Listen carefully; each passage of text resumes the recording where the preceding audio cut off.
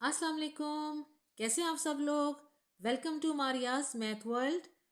अपने इस चैनल में मेरी पूरी कोशिश है कि आप लोगों तक पहुंचाई जा सके मैथ की हर प्रॉब्लम का इजी सोल्यूशन, जिसके बाद मैथ आपके लिए मज़ीद मुश्किल ना रहे। तो इसलिए अगर आप मेरे चैनल में न्यू हैं तो प्लीज़ जल्दी से मेरे चैनल को सब्सक्राइब कर दें और बेल आइकन पे लाजमी क्लिक कीजिएगा, ताकि मैथ से रिलेटेड हर इंफॉर्मेटिव वीडियो सबसे पहले आप तक पहुंच सके।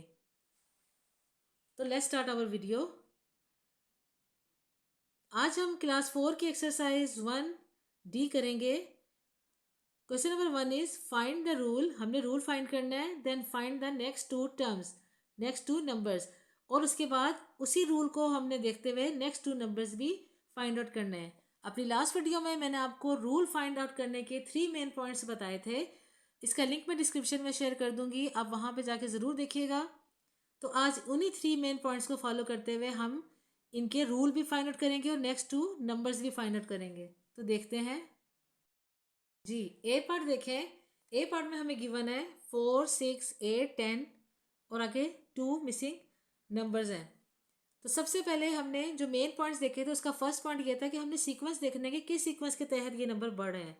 तो उसमें आप देखें कि ये नंबर जो है वो 4 के बाद 6, 6 के बाद 8, ये नंबर बड़े बड़े हो रहे हैं ना। पहले छोटा नंबर था, फिर बड़ा, फिर 8, फिर 10, फिर उससे बड़ा। तो ये नंबर इंक्रीज हो रहे हैं। तो जब इंक्रीजिंग नंबर पैटर्न आता है तो उसमें हमने उसके मेन पॉइंट्स के में से सेकंड पॉइंट देखा था। तो सेकंड पॉइंट के अकॉर्डिंग हम उसमें ऑपरेशन अप्लाई करते हैं। कौन सा ऑपरेशन होता है? इंक्रीजिंग के लिए 2 ऑपरेशन हमने पढ़े थे उसमें, कि या तो प्लस लगता है या तो मल्टीप्लाई। अब यहाँ इस केस में हमने क्या देखना है? प्लस हमने कहा था स्मॉल जम्प्स के लिए, मल्टीप्लाई बड़े जम्प्स के लिए। तो अगर सबसे पहले हम इसमें एडिशन देखते हैं। अब सबसे फर्स्ट नंबर क्या है? 4। 4 के बाद आ रहा है 6। तो हमने देखना है इन दोनों नंबर्स में कितना जंप आ रहा है। 4 के बाद अगर हम काउंटिंग करते हैं तो आपने ना लाइंस लगाकर देखना है कि किस नंबर पे जाके 6 आता है। 4 के बाद काउंटिंग करें 5 और 6, तो ये 2 लाइंस के बाद 6 आ गया। ठीक है। 4 आपने इस टाइम में काउंट नहीं करना, 4 लिखा हुआ है। 4 के बाद काउंटिंग करें 5, और जब तक ये नेक्स्ट नंबर नहीं आता आपने तब तक लाइंस लगाते रहना है। तो ये 2 लाइंस के बाद ही 6 आ गया। तो अब हमने देखना है कि क्या 6 के बाद भी 2 लाइंस के बाद 8 आता है कि नहीं आता। तो वो देखें, 6 के बाद क्या आता है? 7। 6 अब हम काउंट नहीं करेंगे, 6 के बाद 7 आता है, 7 और 8। तो 8 भी 2 लाइंस की जंप के बाद 8 आ गया। अब 8 के बाद आप देखें कि क्या 10, 8 और 10 में भी 2 जंप्स ही आ रहे हैं। तो देखते हैं, 8 के बाद 9 से काउंटिंग करें, 9 और 10, तो ये फिर 2 जंप्स के बाद 10 आ गया। 2 जंप्स के बाद ही फिर 10 आ गया ना। तो अब देखें इन सब में, इन नंबर्स के दरमियान में कितने जंप्स आ रहे हैं? 2 जंप्स, 2 जंप्स, 2 जंप्स। तो डेट मीन्स कि कितने नंबर की एडिशन हो रही है? 2 2 की एडिशन हो रही है। ठीक है। अब इसमें हमें ये पता चल गया कि नंबर ऐड हो रहे हैं। कैसे पता चला? इंक्रीजिंग नंबर पैटर्न से पता चला कि प्लस और मल्टीप्लाई है। तो उसमें सबसे पहले हमने प्लस देखना है, स्मॉल जंप है तो प्लस आ जाएगा। तो हमने इधर लिख देना ऐड। सबसे पहले हम रूल लिख देंगे यहाँ पे, ऐड। क्या ऐड हो रहा है? 2 ऐड हो रहा है। ये देखिए 1 2, ये भी 2 लाइन्स है, 1 2 ये भी 2 लाइन्स है, 1 2 ये भी 2 लाइन्स है। आपने ऐड कर देना है ऐड 2। अब इसी रूल के अकॉर्डिंग आप मिसिंग टर्म्स फाइंड आउट करेंगे। वो कैसे? अब 10 में आपने क्या ऐड करना है? ब्लैंक से पहले 10 आ रहा है ना, 10 में आपने क्या ऐड करना है? 2 ऐड करना है, तो आपके पास नेक्स्ट आ जाएगा। अब आपकी मर्जी, वो आप ऐसे ऐड कर लें, 10 प्लस 2 12 होता है। आपने ऐसे ऐड करना है तो ऐसे ऐड कर लें। और अगर आपने इसी तरह लाइन्स के अकॉर्डिंग करना है कि अगर 2 है तो 2 लाइन्स ऊपर आप खुद लगा दें। 10 के बाद क्या आता है? 11 और 12, तो इस लास्ट लाइन में 12 आएगा, वो आपने इधर राइट कर दिया। अब इस 12 में मजीद आपने 2 ऐड करने हैं। तो अब हम 2 नीचे राइट था रूल, तो हमने 2 लाइन्स ही लगा दी। 12 के बाद क्या आता है? 13 और 14। लास्ट लाइन में क्या आ रहा है? 14। वो 14 आपने यहाँ पे राइट कर दिया। तो इस तरह आपने रूल भी फाइंड आउट कर लिया और उसके मिसिंग नंबर्स भी फाइंड आउट कर लिए। इसी तरह इसका बी पार्ट देखते हैं। बी पार्ट में भी देखें, 6, 9, 12 और 15। 6 छोटा नंबर है, 9 उससे बड़ा है, 12 उससे बड़ा है, 15 उससे बड़ा है। तो ये नंबर भी इंक्रीजिंग नंबर है ना, इंक्रीजिंग नंबर पैटर्न है सारा। तो इसमें भी कौन कौन से साइन लगेंगे? या तो प्लस लगेगा या तो मल्टीप्लाई लगेगा। अब इसमें से कौन सा लगेगा वो देखते हैं। 6 के बाद पहले आपने देखना है कितने जंप्स के बाद 9 आया हुआ था। 6 के बाद हम खुद से लाइंस लगा के चेक करेंगे कितने नंबर्स के बाद 9 है। तो 6 के बाद काउंटिंग स्टार्ट करें, 7 8 9। तो ये 3 जंप्स के बाद 9 आ गया है। अब हमने देखना है कि क्या 9 और 12 में भी 3 जंप्स आए हुए हैं। तो काउंटिंग करते हैं, 9 के बाद काउंटिंग करें, 10 11 और 12। इधर भी देखिए 3 जंप्स हैं। अब 12 और 15 के दरमियान क्या 3 जंप्स हैं, 13 14 और 15। लास्ट लाइन में जो 15 है वो ये राइट है।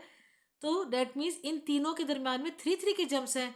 तो ये बहुत स्मॉल जंप है ना, तो इसलिए हम लिखेंगे एट, यहाँ पे हम लिख देंगे एट, क्या ऐड हो रहा है, 3 ऐड हो रहा है। तो आपने राइट कर देना एट 3, कि हर नंबर में 3 ऐड हो रहा है, नेक्स्ट नंबर आ रहा है। अब इसका मिसिंग नंबर फाइंड आउट करने के लिए क्या करेंगे, ब्लैंक से पहले जो नंबर 15 है उसमें आपने 3 ऐड कर देना है। 3 ऐड करने का मतलब है आप 3 लाइन्स ऊपर लगा दें, 1 2 3। अब इसमें देखिए 15 के बाद काउंटिंग शुरू करें, 15 के बाद 16 17 और 18। तो यहाँ पे क्या आ रहा है, लास्ट लाइन में 18 आ रहा है, वो आप इधर ऐड कर देंगे। अब फिर ऐड 3 में हम क्या करेंगे, 18 में भी 3 ऐड करना है, तो 3 लाइन्स लगा दें। 18 के बाद क्या आता है, 19 20 21। तो यहाँ पे आपने राइट कर दिया 21। अब इसी तरह इसका सी पार्ट देखते हैं। सी पार्ट में देखें, फर्स्ट नंबर है 25, सेकेंड है 20, ये हो गया 25 से छोटा नंबर। फिर है 15, ये इन दोनों से छोटा हो गया। और फिर है 10, ये इन सब से छोटा हो गया। तो देखिए पहले ग्रेटेस्ट नंबर था, फिर उसके बाद स्मॉलर स्मॉलर स्मॉलर नंबर आते जा रहे हैं। तो दैट मीन्स ये नंबर डिक्रीज हो रहे हैं ना, कम हो रहे हैं ना। तो जब डिक्रीजिंग आते हैं तो हमने क्या पढ़ा था कि या तो माइनस लगता है या तो डिवाइड होते हैं, या तो सॉरी डिवाइड होते हैं ऑपरेशन। इन दोनों ऑपरेशन में से कोई एक ऑपरेशन लगेगा। माइनस स्मॉल जंप्स में होता है और डिवीजन जो ज़्यादा बड़े जंप्स होते हैं उनमें आता है।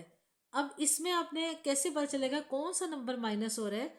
आप उसमें क्या करोगे कि 25 जो फर्स्ट नंबर है इसे ऊपर राइट कर दो, सेकंड नंबर को उसके नीचे राइट कर दो, माइनस कर दो। माइनस करें, 5 माइनस 0 5, 2 माइनस 2 0, ख़त्म हो गया। तो माइनस करके क्या आंसर आया, 5 आंसर आया। अब जब आपने देखा कि 25 और 20 दोनों को माइनस करने से 5 हमारा आंसर आया है, तो अब हम क्या करेंगे कि इस 5 को 25 में से माइनस करेंगे। ये 5 हमने निकाला था इन दोनों को माइनस करके। अब हमने 25 में से 5 माइनस करना है, ये देखने के लिए कि क्या वाकई 20 आता है कि नहीं। तो करते हैं, देखें 25 में से आपने 5 माइनस किया, 5 में से 5 माइनस करें 0, और ये 2 ऐसे ही आ गया। 25 में से 5 माइनस करें 20। अब 20 में से 5 माइनस करके देखते हैं कि 15 आता है कि नहीं। 0 में से 5 नहीं जाते, 2 ने कैरी इसको दे दिया, इसके पास 1 बच गए। 10 में से 5 गए 5, और ये 1 के नीचे कोई नंबर नहीं था, ये एज इट इज़ आ गया। तो 20 में से भी 5 माइनस किया तो 15 आ गया।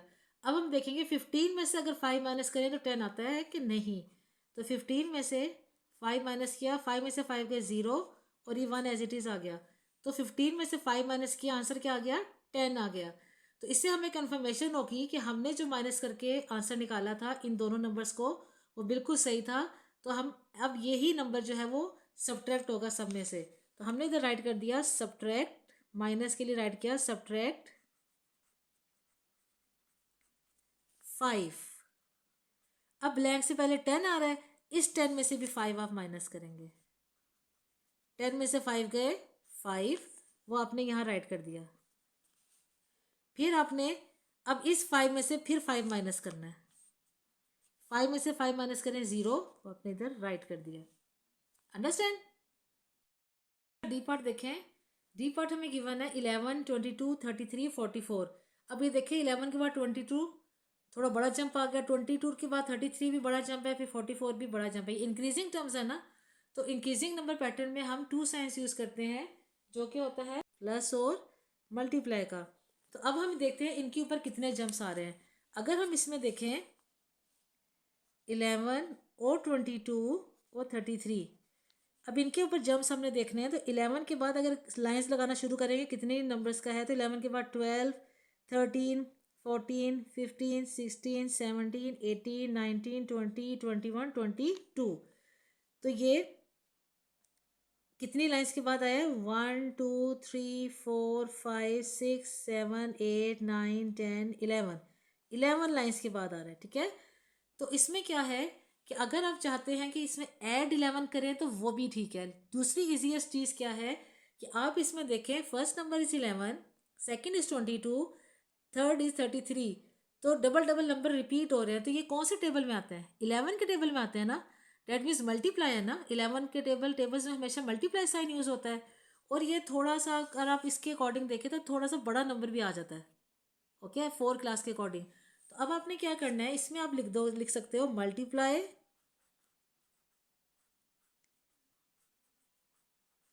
ऑफ 11।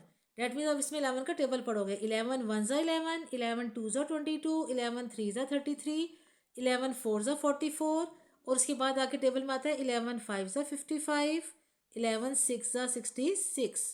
तो इस तरह आपने डी पार्ट के भी रूल और मिसिंग नंबर्स फाइंड आउट कर लिए।